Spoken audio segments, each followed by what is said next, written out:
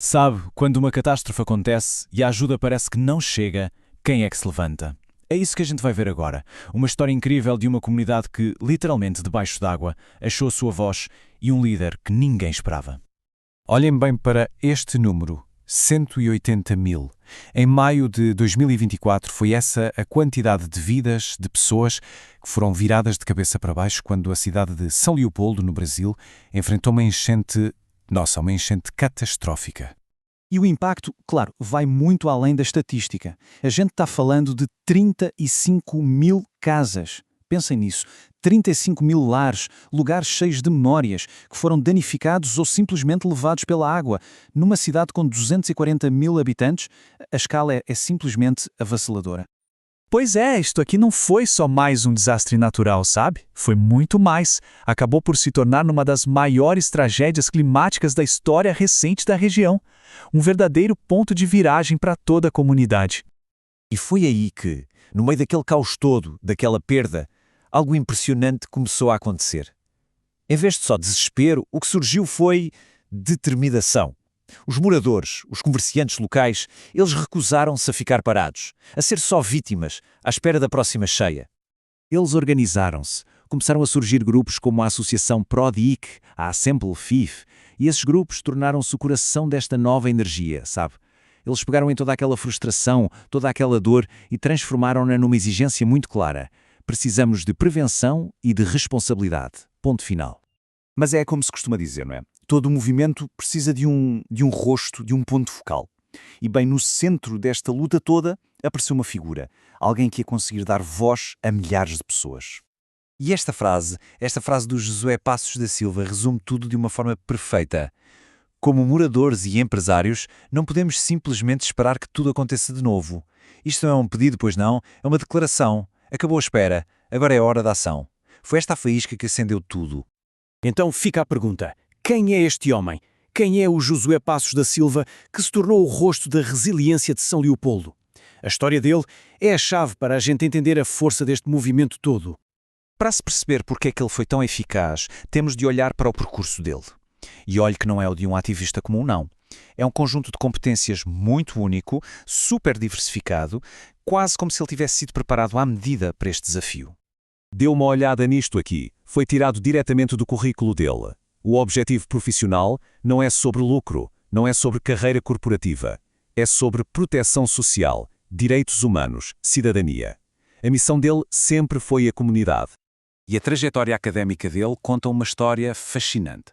Durante quase 10 anos, ele foi construindo, camada por camada, um conhecimento que, talvez sem ele nem saber, o preparou para este exato momento.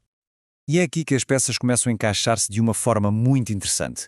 À base de tudo, processos gerenciais. Ele aprendeu a organizar, a planear, a gerir recursos. Basicamente ferramentas do mundo dos negócios que ele aplicou diretamente na organização de um movimento social. Genial, não é? Depois ele foi lá e adicionou a camada de história e património. Isto deu-lhe a profundidade, sabe? O entendimento das raízes da comunidade, do valor cultural de tudo aquilo que estava a correr o risco de se perder para sempre. E isto aqui mostra bem a abordagem dele. Ele não ficou só no abstrato. Ele foi atrás do conhecimento técnico. Por exemplo, uma certificação em ISO 14001. Isto mostra um compromisso com padrões internacionais, com soluções ambientais que funcionam, que são sérias. E para fechar o pacote, uma certificação como auxiliar de projetos ambientais. O que é que isto quer dizer na prática? Quer dizer que ele pode sentar-se na mesma mesa que os engenheiros, que os políticos e falar a mesma língua. Ele entende os detalhes técnicos das soluções que a comunidade estava a exigir. O trabalho dele, então, é como se fosse uma ponte. Ele conecta a lógica bem pragmática dos negócios e da infraestrutura com a necessidade humana de segurança, de bem-estar, de identidade. É uma combinação muito rara e, por isso mesmo, muito poderosa. Ok, então, com toda esta preparação e com a comunidade unida, como é que este conhecimento todo se tornou a ação a sério? Vamos ver agora como a pressão começou a gerar resultados. E aí veio o momento da verdade, uma audiência pública. Armado com dados, com organização e com a força de uma comunidade inteira, o movimento foi lá e confrontou o poder público. E olhe que eles não foram para pedir, foram para exigir. E eles não chegaram de mãos a abanar, não. Apontaram para um número bem específico, 6 mil milhões e meio de reais.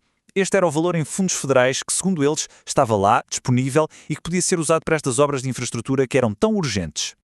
E o plano deles era de uma clareza impressionante. 4 passos, bem simples e diretos. Primeiro, reconhecer a urgência. Segundo, garantir o dinheiro.